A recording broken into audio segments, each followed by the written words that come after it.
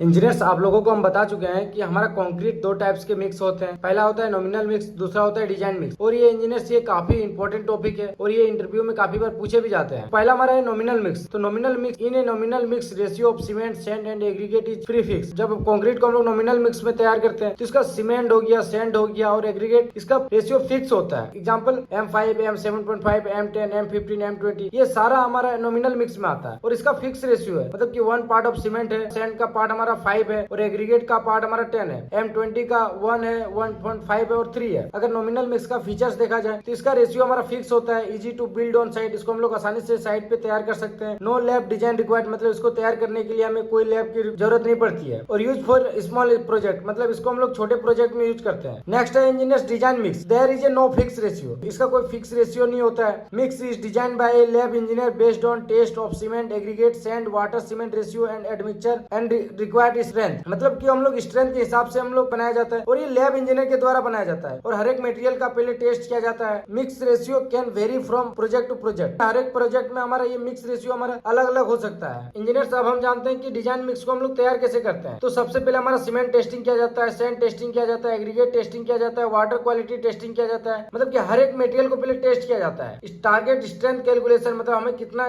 Strength का जरूरत है उसका कैलकुलेशन करते हैं। वाटर सीमेंट रेशियो सिलेक्शन, हम लोग वाटर सीमेंट रेशियो भी हम लोग सिलेक्ट करते हैं। हम लोग कोई भी कंक्रीट में हम लोग ज्यादा वाटर को यूज नहीं कर सकते, वाटर हमारा स्ट्रेंथ को कम कर देता है। इसको ट्रायल मिक्स भी करते हैं, मतलब कि कंक्रीट को यूज करने से पहले ही हम लोग ट्रायल मिक्स कर लेते हैं। क्यूब कास्टिंग भी करते हैं, उसके बाद हमारा फाइनल मिक्स अप्रूवल होता है। एग्जांपल हमारा M30 का कंक्रीट है जिसमें लैब इंजीनियर के द्वारा हमें बताया गया है इसका हर एक मटेरियल का टेस्ट करके सीमेंट 380 केजी पर मीटर क्यूब लगेगा। मतलब 1 मीटर क्यूब अगर कंक्रीट बनाते हैं तो 380 केजी हमें सीमेंट यूज करना है। वाटर 170 लीटर यूज करना है, सैंड 700 केजी यूज करना है, एग्रीगेट 1200 केजी यूज करना है। ये 1 मीटर क्यूब के लिए है। जबकि इसमें बोला कि in another project properties for the same M30 concrete में भी different depending on material properties and project requirement. मतलब प्रोजेक्ट रिक्वायरमेंट के हिसाब से हमारा ये रेशियो हमारा चेंज भी हो सकता है। मटेरियल का प्रॉपर्टीज भी अगर हमारा अलग रहेगा तो इसका रेशियो हमारा चेंज हो सकता है। इंजीनियर सब जानते हैं मेन डिफरेंस, मतलब कि नॉमिनल मिक्स और डिजाइन मिक्स में फाइनल हमारा डिफरेंस क्या होता है। नॉमिनल मिक्स का हमारा फिक्स रेशियो होता है जबकि इसका डिजाइन मिक्स का लैब डिजाइन किया जाता है। इसका सबसे बड़ा रेशियो हमारा M20 होता है जबकि इसका M25 से शुरू होता है और M50 M80 तक भी जाता है। नॉमिनल मिक्स को हम लोग आसानी से साइड पे बना सकते हैं जबकि डिजाइन मिक्स को बनाने के लिए हमें टेक्निकल प्रोसेस को फॉलो करना पड़ता है। नॉमिनल मिक्स का लोअर क्वालिटी कंट्रोल होता है जबकि डिजाइन मिक्स का बेटर क्वालिटी कंट्रोल होता है। और इसको हम लोग स्मॉल प्रोजेक्ट में यूज करते हैं जबकि डिजाइन मिक्स को लार्ज प्रोजेक्ट में यूज करते हैं। जैसे हमारा हो गया हाई राइज बिल्डिंग हो गया, फ्लाईओवर हो गया, ब्रिज हो गया, metro project, bullet project, residential house में हम लोग नॉमिनल मिक्स को यूज करते हैं। तो दोस्तों अगर जानकारी अच्छी लगे तो वीडियो को लाइक करें और पेज पे नए तो फॉलो जरूर करें ऐसे रियल साइड नॉलेज के लिए।